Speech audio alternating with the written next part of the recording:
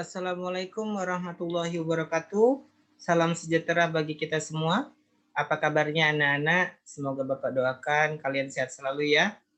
Dan pesan Bapak, tolong jaga kebersihan dan kesehatan kalian agar bisa terhindar dari virus-virus dan penyakit yang ada pada saat ini. Sebelum kita memulai pelajaran, alangkah baiknya kita berdoa terlebih dahulu menurut kepercayaan masing-masing. Berdoa dimulai.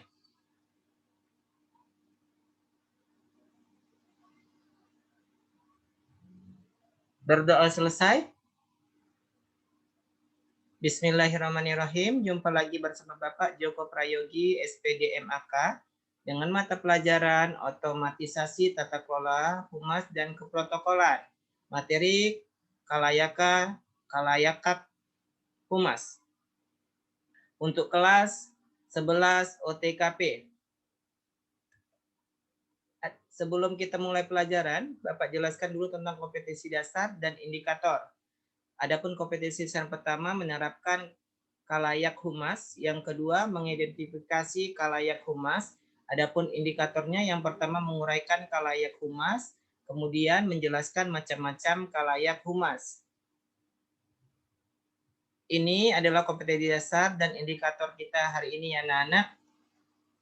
Oke, kita masuki poin yang pertama yaitu pengertian kalayak.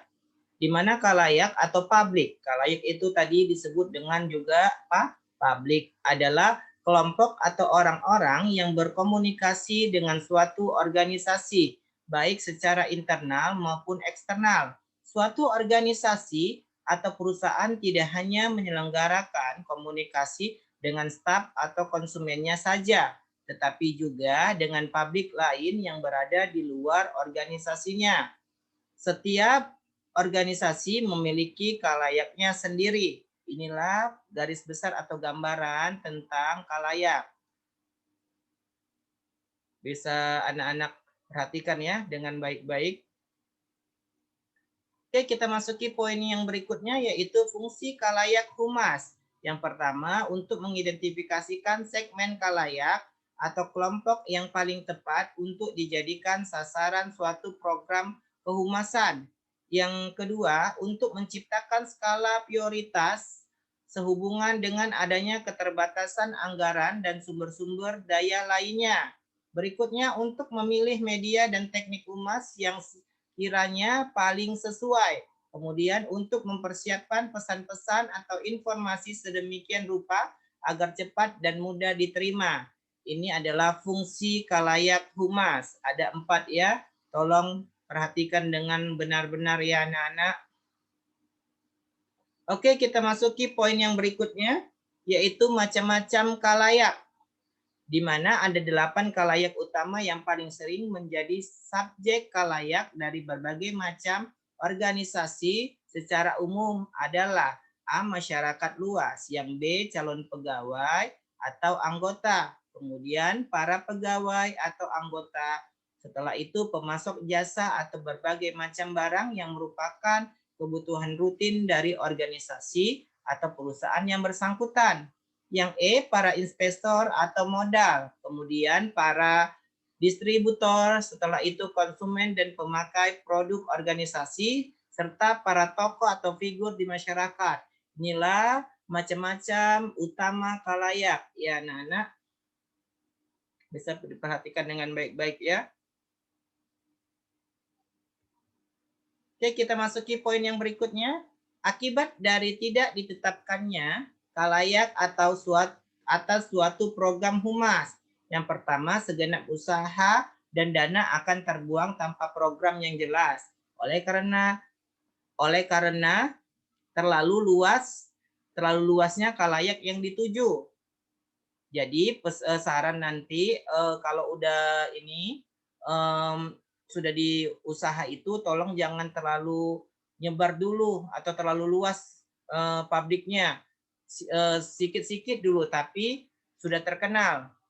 Yang kemudian pesan yang dikirimkan tidak ditangkap atau dimengerti sebagaimana mestinya karena pesan itu tidak sesuai dengan karakteristik kalayak yang menerimanya.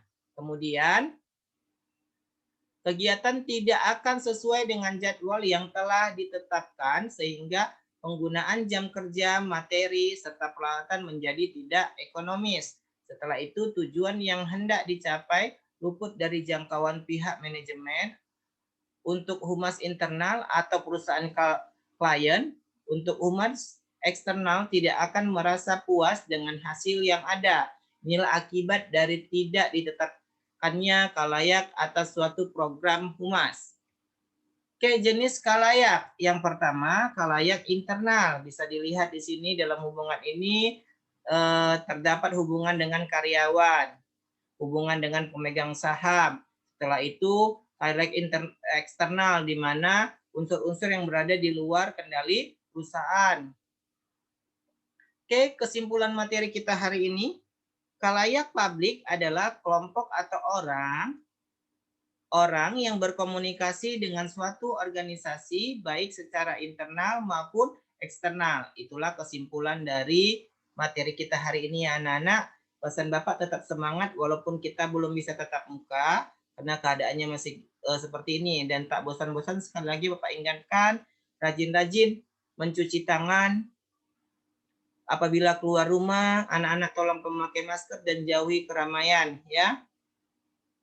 Dan tetap semangat mengerjakan LKS, tugas-tugas yang diberikan agar nilaimu tidak jelek di semester nanti.